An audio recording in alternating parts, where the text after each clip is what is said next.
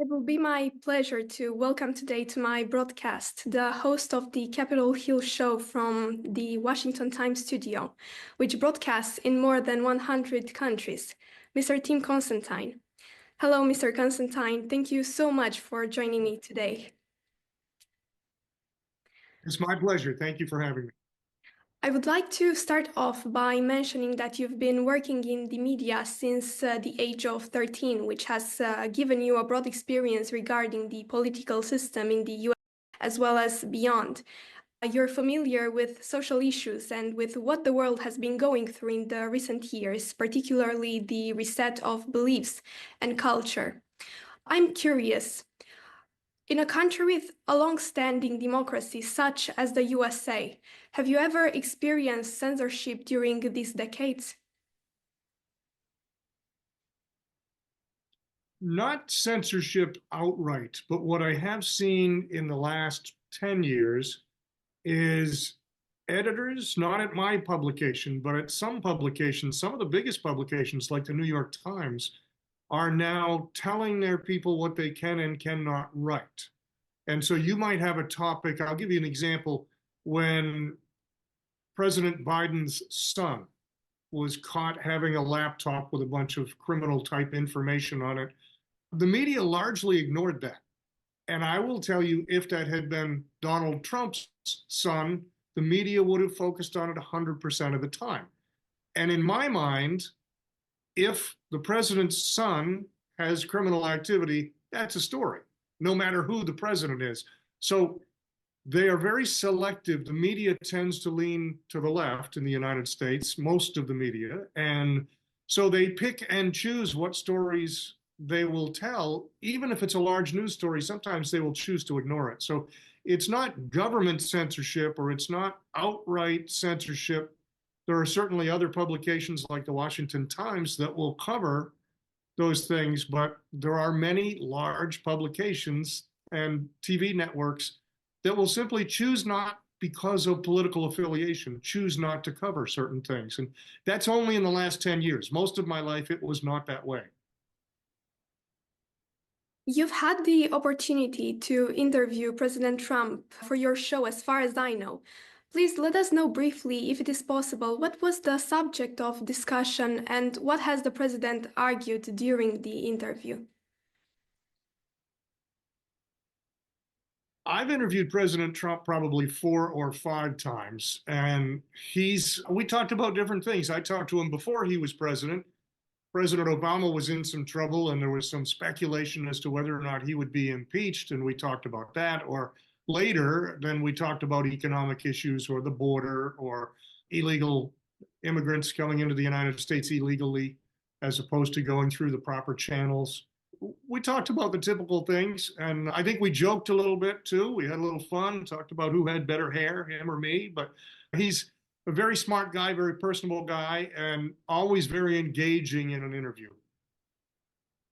Now, I will be going and regarding the USA. Do you think the political polarization of the last 10 years in the US has led to the people being so divided? Why can't citizens find a common ground anymore? Why can't they unite around their similarities instead of deepening the division and hatred based on their opposing values?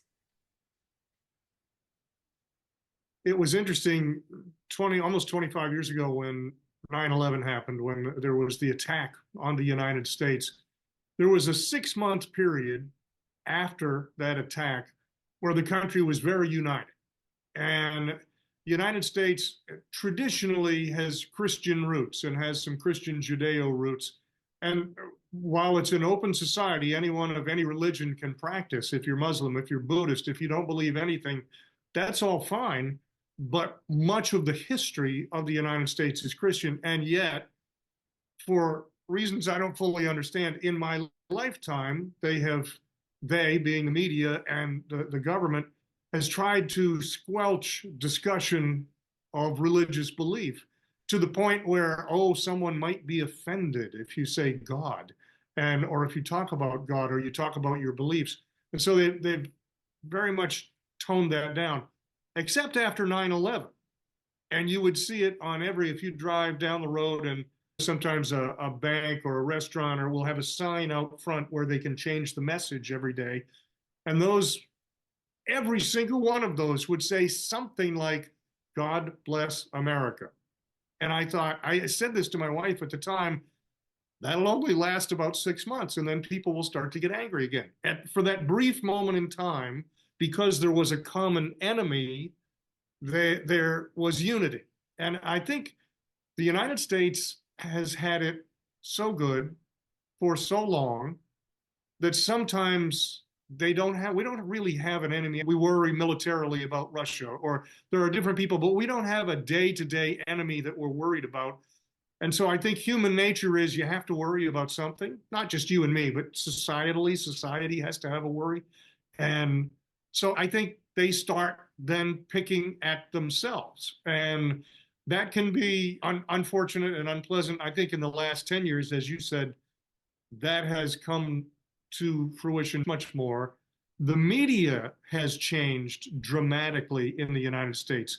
The media used to, when I was growing up and first working in media, the media tried to present a balanced front. You didn't know whether the presenter leaned to the left or leaned to the right, or you didn't know. You just knew he or she was presenting you information. And now it's very clear. You have networks, CNN and MSNBC, pretty much work for the Democratic Party. I don't mean they paid by the Democratic Party, but they deliver that message over and over.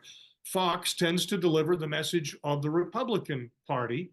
And so it's very hard to find a place where you just get information and then you decide for yourself. And I think that's been very divisive in America, is people naturally go and listen to those that they agree with.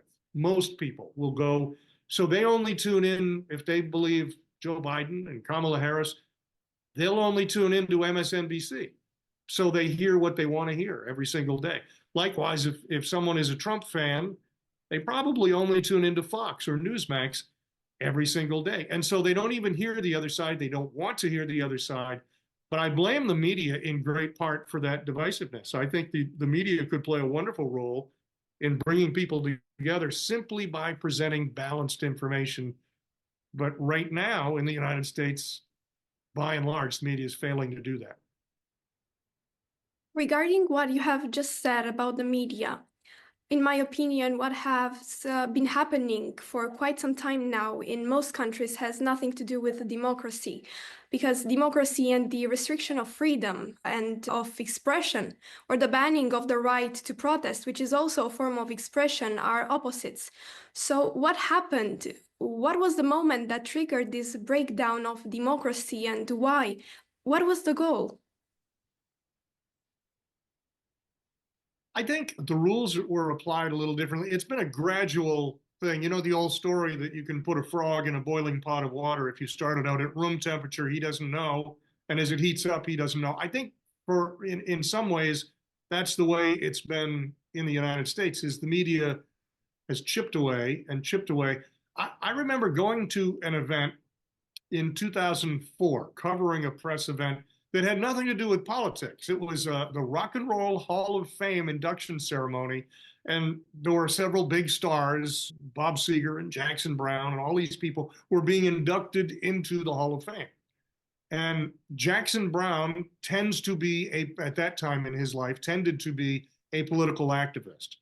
And a reporter stood up to ask him a question. Everyone was asking him about his music and about his influences. One reporter stood up and asked politically, what are we, the reporter and Jackson Browne together, what are we going to do to beat, at that time, George Bush in the election? And I remember being stunned. This is 2004, 20 years ago, being stunned that a reporter would stand up and so clearly take sides. What do you mean we? Our job is to present information and let people decide, not to try to determine for them what to think, not to influence them. I was stunned. And that was 20 years ago. And now it happens every single day, not only at a meaningless event like the Rock and Roll Hall of Fame, but at the White House. When you watch a reporter, I remember the CNN reporter would stand up every day if Donald Trump was giving a press conference and would argue with the president. Yes, but don't you think such and such should happen? The reporter was telling his view, and the world doesn't care what that reporter thinks. The world wants to know what Donald Trump thinks. Donald Trump is the one who's going to make the decisions. Donald Trump's the one who will either help the world or hurt the world. And so the fact this reporter would get up and take sides and try to tell what the president should think was just disgraceful, in my opinion. The reporter's job is to get up, ask a question. If you don't like the answer, that's okay. You can report on that. But you still need to hear what the president's opinion is. So in those last years, I think the Donald Trump years, the media really went to extremes to fight. There's a reaction here in the United States for the people that don't like Donald Trump. They call it Trump derangement syndrome, that people dislike him so much they lose rational thought. And that many of the reporters do that. They're so upset that Donald Trump is president that they'll argue with him. They'll try to distort what he says. Sometimes he will say a joke during a group event, and he'll say something to be funny, but they will report it as though he was serious, that this was really his serious comment. And so they're intentionally misleading people. So I think the Trump years changed more than anything.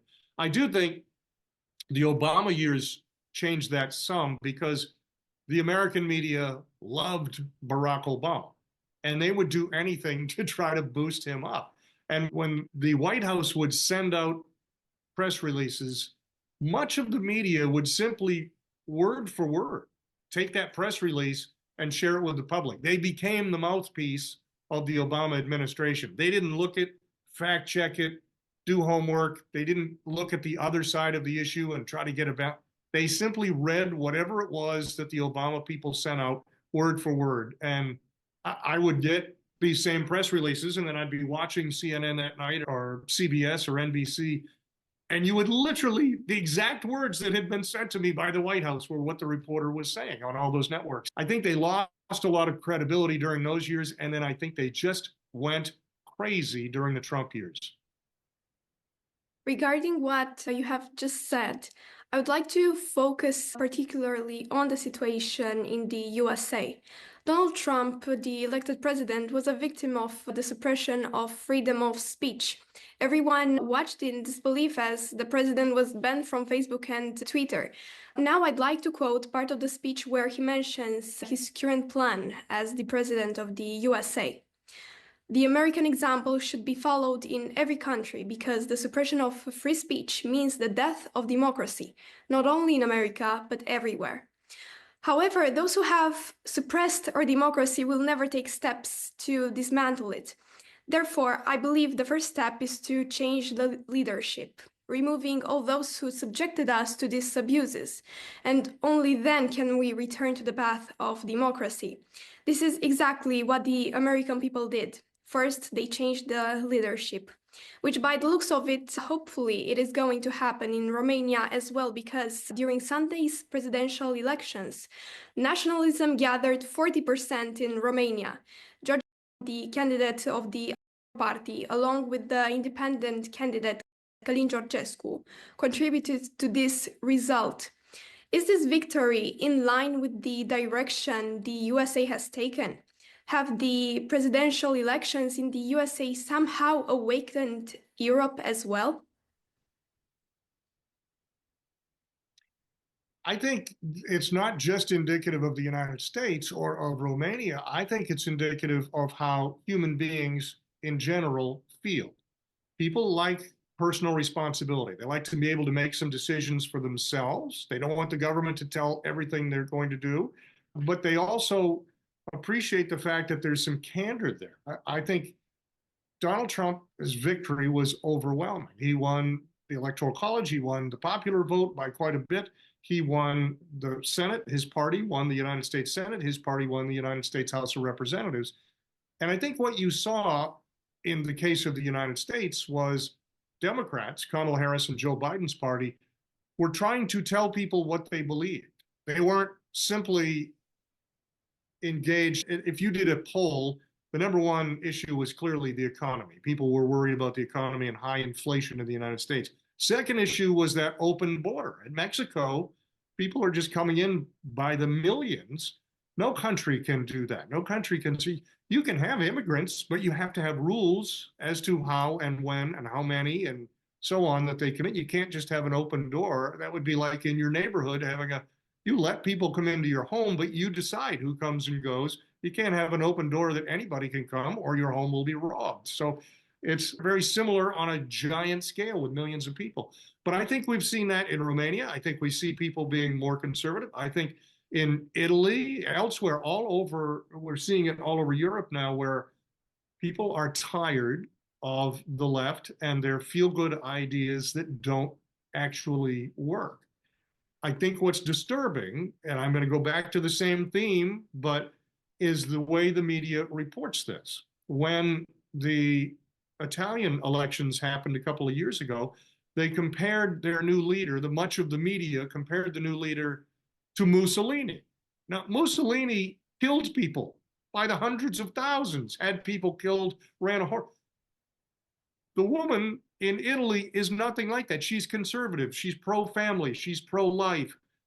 But in much of the media's mind, that's terribly far right, and they're comparing her to a killer. And I thought, oh my goodness, this is so far crazy. But you will see that over and over. Oh, the far right, the far right. In the United States, sometimes they will call it the extreme right. And I think it's not extreme to be conservative. It's not extreme to let people practice whatever religious beliefs they want.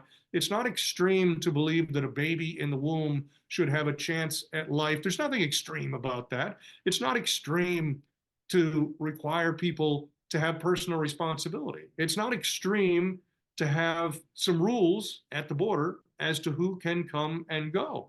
And so when we look at all of these things and then listen to the media's description, you would think they're crazy. But if you look at the actual issues, they seem pretty logical. And I think that's what's happening is the voters are now tuning out the media and looking and trying to discover this information for themselves and then making a decision, and they're choosing the conservative candidates. The same scenario happened in Romania today, and I'd like to continue the story of the elections in my country, because the exit polls were overturned by the reality of what the people truly wanted. The vote sent the candidates of the major two parties who have been in power for 35 years right back home, as the Washington Times also wrote, I think, 2 days ago. Immediately, various voices were raised. The press, the biased press, of course, which has long been loyal to these two parties, claimed that the result was unnatural and that the nationalist independent candidate was supported by 2 million Romanians and ran without any paid campaign, managed to defeat the two powerful parties. The press quickly claimed, without any evidence, of course, that he was a puppet of the Russians and that Russia interfered in the elections. Also, breaking news today revealed that Romanian President Klaus Iohannis has convened the Supreme Council of National Defense to investigate potential interference by certain forces, which in other words was the social media algorithm in the election result. Many critics questioned the decision to launch such an investigation only after the results proved to be unfavorable for the president's party, which currently ranks very low. Furthermore, they argue that any interference in national security should have been reported by the relevant institutions prior to the elections. All the national institutions led by politically appointed officials have rushed to investigate this vote under various pretexts, attempting to disrupt the democratic process. As an experienced journalist, what is your explanation for this phenomenon? Should we believe something is wrong, or is it simply the will of the people? I don't know 72 hours after the vote what did or didn't happen there, but I will tell you in the United States, this is a very familiar story. What you're describing is very familiar. In 2016, Donald Trump surprised Hillary Clinton. Everybody, the media had all predicted, the polls had all predicted Hillary Clinton was going to win. I have a photograph of Hillary Clinton signing, autographing a Newsweek magazine that said Madam President, that they had printed ahead of time, assuming she was going to win. And she was signing autographs on that. And of course, she didn't win. But the immediate response was, oh, Donald Trump is affiliated with the Russians. Right. Sounds so familiar. They interfered in the election. There was collusion. Now, I'm going to tell you a couple of facts that have come out and that the media in the United States has largely ignored. In the United States, there was a 2-year investigation, cost about $30 million, into whether or not there was any collusion. And this was put together by a team that included 11 Democrat, Hillary Clinton's party, Democrat attorneys. They found there was nothing to it whatsoever. There was no connection at all. However, what they did find was Hillary Clinton's campaign and the Democratic Party had fabricated a file that had connections, false, artificial, fictional connections of Donald Trump to the Russians. They had given that file to the FBI. They also gave that file to John McCain, who was a Republican, but John McCain hated Donald Trump. So John McCain then took it, said, oh my gosh, this is terrible, and took it to the FBI. So the FBI said, oh, we've got this from 2 sources. And the truth was it was the same file from one source, and that source was Hillary Clinton and her party. And so 2 years and all that time and money was wasted accusing Donald Trump of being affiliated with the Russians. And even Democrat appointees couldn't find that he had done anything. It was all fabricated. I think for me, in the American case, the most disturbing part of that was the then director of the CIA, the Central Intelligence Agency, the spy agency of the United States, went while Barack Obama was still president, because our elections are in November, but the new president doesn't get sworn in until January 20th. So there's a 3-month window there. And during that window is when the Russia story came out. Our director of the CIA went and sat with the then President Obama and said, don't worry about this. We know this file is fabricated, but let's let it play out politically. Let's let it play out. But you don't have anything to worry about. The country is not in danger. The Russians aren't really here. And then John Brennan, that CIA director, spent the next 2 years as a paid consultant on CNN, literally every single day talking about, boy, this doesn't look good for Trump. I'm privy to a lot of information. Maybe he really is connected to the Russians, even though he'd already told President Obama he knew that wasn't the case. He lied to the American public every single day for 2 years. And when they were done, when the report came out and said there's no connection, his quote, and I'm not making this up, he said, oops, I guess I was wrong. End of quote. And so you have people that are high up that are intentionally trying to mislead the public, and that was the United States of America. So could someone in Romania be making these accusations for political purposes? Absolutely. Absolutely. Because in our case, nobody disputed that he has 2 million votes. What they challenged was the idea that TikTok influenced the people. And now I'm sitting here and I'm wondering, do we no longer have the right to an opinion? I have my own desires and thoughts, yet it feels like they're trying to dictate whether my thoughts are right or wrong. They do it in a very clever and discreet way sometimes. I was on Turkish television, TRT, on election night here in the United States, and the host that was a woman, and it became clear that Donald Trump was going to win, and at that point he was up by about 5 million votes. He was ahead by about 5 million votes. So it was clear he was going to win, and she said to me, her question was, why do you think Americans went ahead and held their nose and voted for Donald Trump? And I said to her, that's an absurd question. She was very angry at me, by the way, because I called her on it on live television, but I said, that's an absurd question.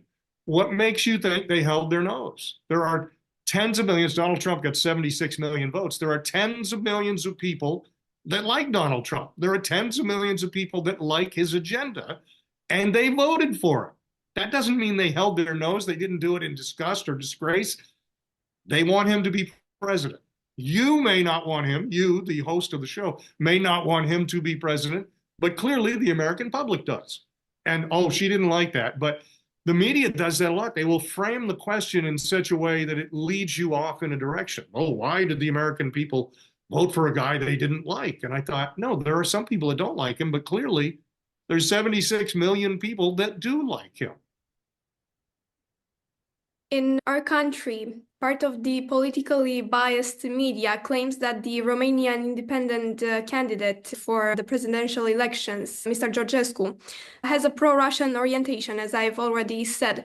However, the media doesn't really accentuate the fact that the independent candidate who won the majority of votes also wrote the preface to the book The Real Anthony Fauci, Bill Gates, Big Pharma, and the Global War on Democracy and Public Health, which was written by Robert F. Kennedy Jr., which you have also interviewed not long ago, and who is part of the Trump administration. So I'm wondering, could such a person ever be anti-NATO or a communist?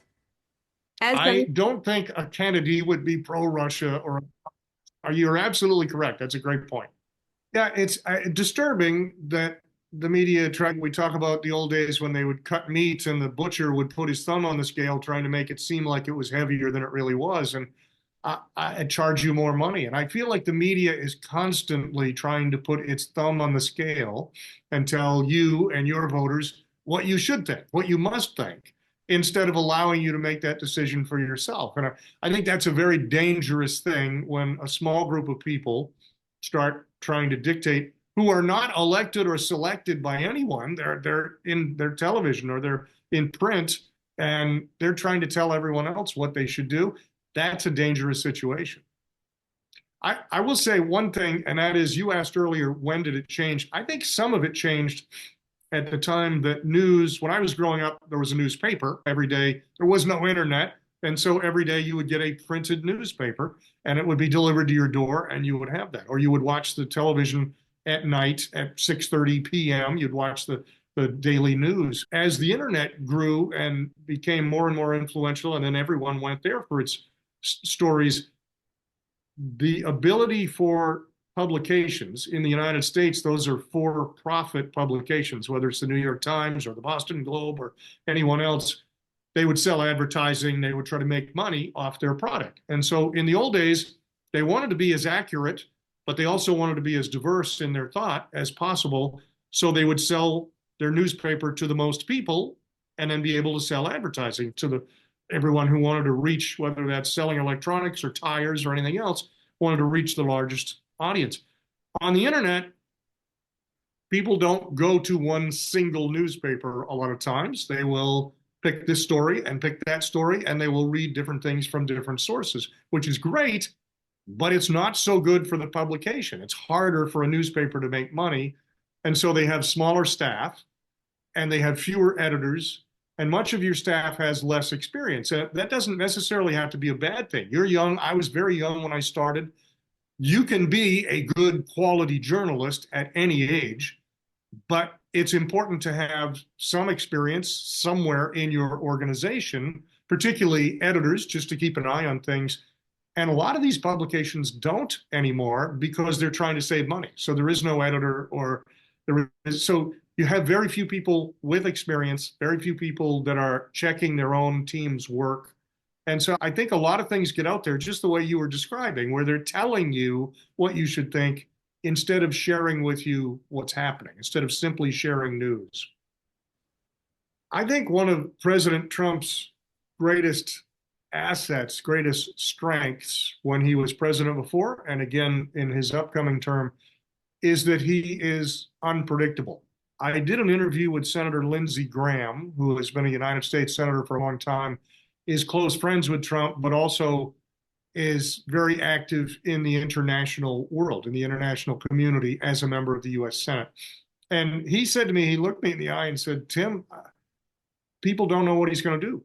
People fear Donald Trump. Some people who would be bad actors, of Vladimir Putin or others who might be dangerous, fear Donald Trump because they don't know what he'll do. And they're afraid that he will do something crazy or something reactionary if they step out of line. And so if you look at the 4 years that Donald Trump was president, we didn't have Russia and Ukraine. We didn't have the Gaza situation. We didn't have a lot of those things because some of the bad actors stayed in line. They were afraid of what Donald Trump would do.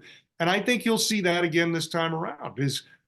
I hope that we will have some good activity in the Middle East, that we'll see that slow down. Donald Trump knows Bibi Netanyahu very well and can speak to him. And Netanyahu does not listen to a lot of people, but he does listen to Donald Trump. So I think we have an opportunity there. I'm not sure that everything will go, but I think we have an opportunity that doesn't exist now. Joe Biden has no relationships in the Middle East with the Arab community or with the Jewish community. He does not get along over there. So Donald Trump being there will change. I think Trump's approach of being aggressive and unpredictable will help the situation in Ukraine. I think Vladimir Putin will realize there's an opportunity here. While Trump wants peace, and he's made no bones about that, if you refuse him, there will be a price to pay for that. He's made clear. So I think it's going to be an interesting first few months of his administration, and I hope that will balance things back out, most importantly, bring about peace, but balance things back out in Eastern Europe and elsewhere. Regarding the young people in Europe and especially in Romania, what do you think? Why do you think that Trump has become a figure of interest among Romanian nationalists and particularly the youth? Because there's this new wave in Romania of young people, which was shocking for me. They are standing for the nationalist wave and for President Trump. I think he is inspirational to young people in that he creates hope. He looks at what can be, not just what is. He doesn't, and he will point out when there's a problem. He will point out there's a problem at the border. He will point out there's problem in Ukraine, but he also then takes it to the next step. How can we solve that problem? It's very easy to point out a problem. Coming up with an answer is more challenging, and he's pretty good about that. He creates hope. And I think hope is the magic to life at any age, but especially when you're young. You want to look forward and think, wait, I can have a better tomorrow. I want to have a family. I want to have kids. Maybe you have kids and you think, I want a better life for them. I don't want them to grow up in a tough world. I think he creates hope moving forward in a world that badly needs it.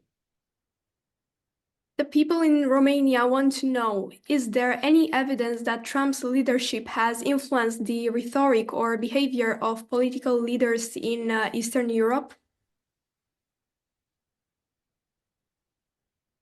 I think human nature is, going back to my earlier question, I think human nature is conservative. Now, I'm conservative, so maybe I just believe that, but I think human nature is people want to take responsibility for themselves, by and large. People expect others to take responsibility for themselves. People want to create a better life for themselves, but they want to be free to do that. They don't want the government constraining what they can and can't do, what they can and can't think, what they can and can't say. Never in the history of the world has society improved when the government tells people what they can and can't say or what they can and can't do. There is no example, not 100 years ago, not 1,000 years ago, not 2,000 years ago, that if government starts restricting people, that life gets better. It doesn't work. And so I think human nature is we want to be able to make some of those decisions for ourselves and create a better life. And so I think that's what they see is innately, just naturally in their mind.